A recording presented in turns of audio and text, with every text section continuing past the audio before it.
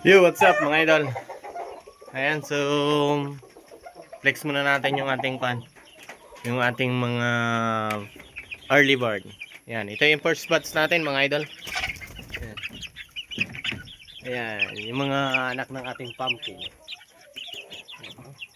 Kuha tayo ng isa. Ayan, so sobrang solid nito mga idol. Yan, solid na.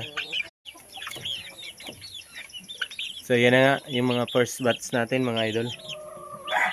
Ayan, so ito, bababain natin para makita natin. Nasa taas sila eh. Yan. Yan o, sobrang solid nila o.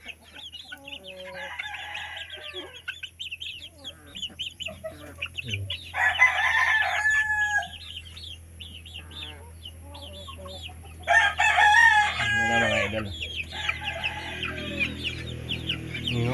So, yun lang muna mga idol. Bye bye.